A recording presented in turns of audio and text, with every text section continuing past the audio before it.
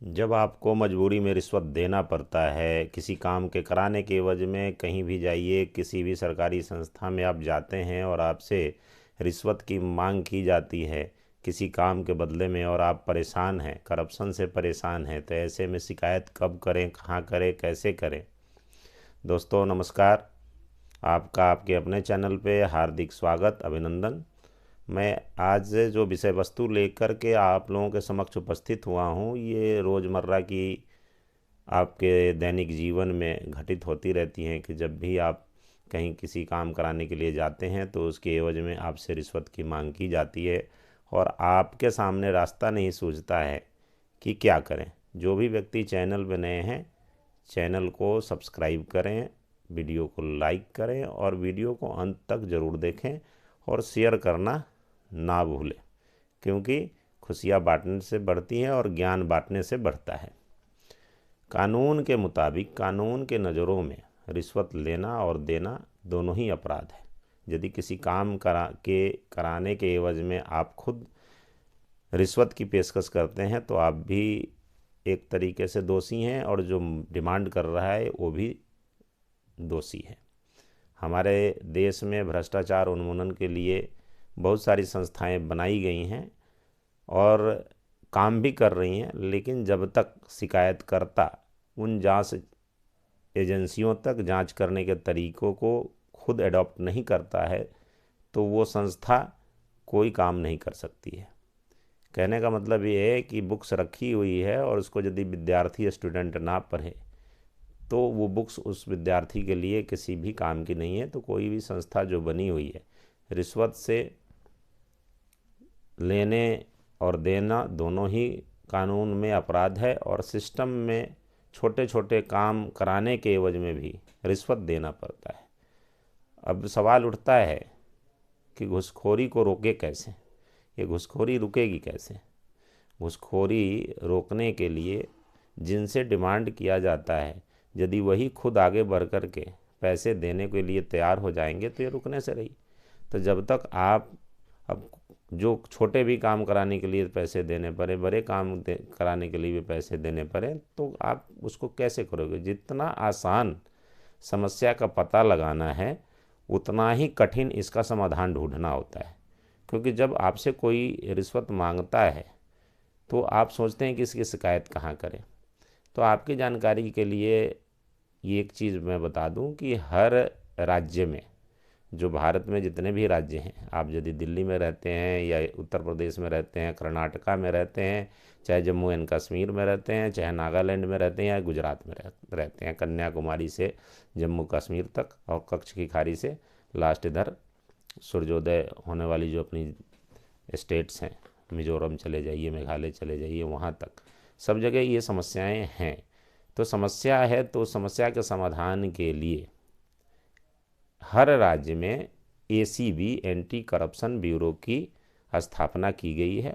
उस राज्य में आप एसीबी को, एंटी करप्शन ब्यूरो को, आप अपनी शिकायत लिखित रूप में दे सकते हैं। दूसरी चीज़, यदि आप सेंट्रल लेवल के भ्रष्टाचार से परेशान हैं तो आप सेंट्रल विजिलेंस कमीशन को, सीबीसी को, अपनी रिटर्न शिकायत दे सकते हैं। सीबीसी 2003 में उसको ऑटोनॉमस बॉडी का दर्जा दे दिया गया है, जिसमें कोई इंटरफेयर ज़्यादा होता नहीं है। तो आप सीबीसी को दे सकते हैं लिखित शिकायत, रिटर्न कंप्लेन आप दे सकते हैं। उस पर वो संबंधित विभाग को, उस अफसर के खिलाफ वो लिखती है, अपनी जांच बिठाती है, और यदि वो कसूरवार पाया जाता है तो वो सस्पेंड भी होता है और कानून के नज़रों में जो भी धाराएं बनी हुई हैं उस पर लागू होती हैं। आईपीसी अभी लागू होगी और आगे जब इफ़ेक्टिव हो जाएगा, जो नए कानून संसद से पास हुए हैं, उसके तहत उनके ऊपर कार्रवाई होती है। तो आप एंटी करप्शन ब्यूरो को, सीबीसी को, और यदि किसी और तरीके के आपको लगता है कि भ्रष्टाचार की शिकायत आपको लगती है तो आप सेंट्रल ब्यूरो ऑफ इन्वेस्टिगेशन, जिसको सीबीआई कहते हैं, आप सीबीआई को भी लिख सकते हैं। लेकिन सवाल यह है कि जब तक शिकायतकर्ता खुद इनिशिएटिव नहीं लेगा, मतलब जो विक्टिम है, जो इससे पीड़ित है उसको आगे आना होगा, उसको स्टेप लेना होगा।